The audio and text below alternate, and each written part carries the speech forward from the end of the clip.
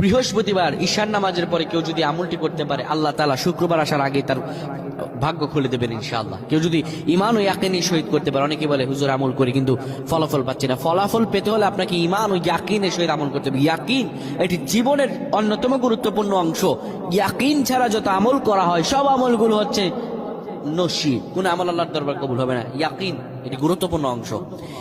বৃহস্পতিবার রজনীতে, যেটিকে বলা হয় শুক্রবারের রজনী, আপনি যদি অজু করে নেন, অজু করে যদি আপনি পবিত্র হয়ে ঘরের বিছানায় শুয়ে যাবেন, রাসূলুল্লাহ বৃহস্পতিবার কিংবা প্রত্যেক দিন ঈশান নামাজের পরেই ঘুমিয়ে যেতেন।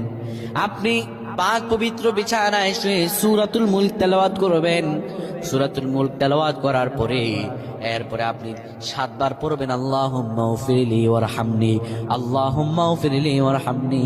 এই পরে দুটি হাতের মধ্যে ফু দিয়ে চেহারায় লাগাবেন। আমার আল্লাহ রাব্বুল আলামিন আপনাকে ক্ষমা করে দিবেন, রিজিকে বৃদ্ধি দান করবেন।